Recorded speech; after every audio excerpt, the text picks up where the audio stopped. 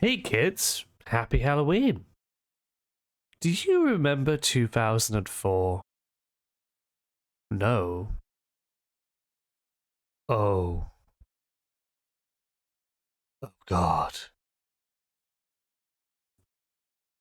Back on May 7th of 2004, a little movie starring huge jacked man hit the public, and it was mid. Or rather, that was the public response at the time. I was a 10-year-old and I loved it. What's not to love from a silly action flick where Hugh Jackman fights vampires, werewolves, and the British? Ah, the pot calls the kettle black. I don't understand why people were expecting some sort of perfect art house movie rather than the rompy, horny action movie that we got. But that's not what this video is about. This is about the shovelware movie tie-in PS2 game. There was a time where every other movie got a game. Morbius was released in the wrong decade. Usually these games were absolutely terrible.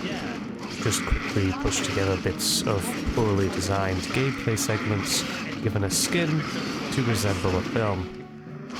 That description definitely describes Van Helsing for the PS2, and yet... The game plays simply. You play as Mr. Helsing, and you hack and slash your way through enemies until you kill them all and move on to the next area where more enemies will respawn and repeat. Killing the enemies drops palaglyphs, which can be used at the end of a level to buy upgrades for weapons, special moves, and others, such as Van Helsing's health.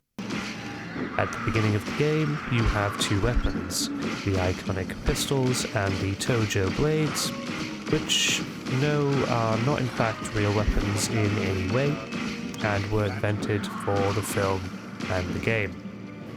Perhaps disappointingly. You find more weapons as the game continues. All the weapons have a special ammunition, including the melee weapons, such as the expected blessed silver bullets of the pistols, to the hilariously overpowered explosive-tipped bolts of the crossbow.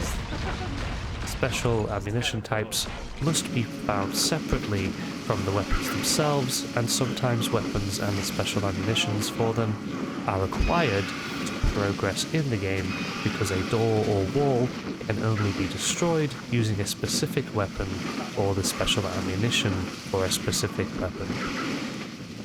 Also, the weapons and the special ammunitions are each better for fighting specific types of enemies, such as the silver bullets of pistols are good against werewolves and vampires, the crossbow is good against flying enemies, and the Gatling gun is good against everything.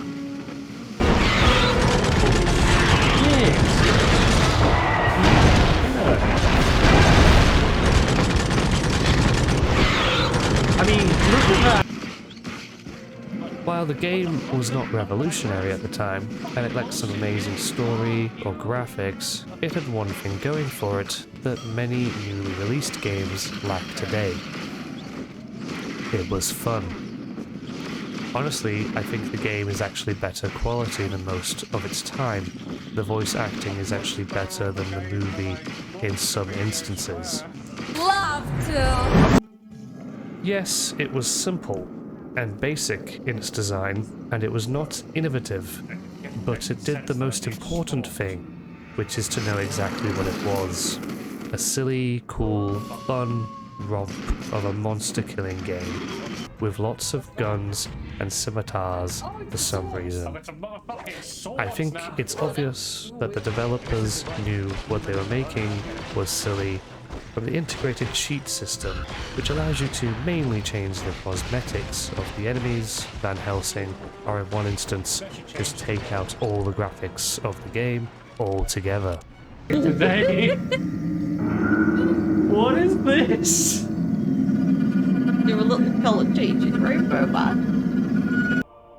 This game is fun, and frankly, I'd rather replay it again than play another game filled with microtransactions and boring mechanics designed to waste my time.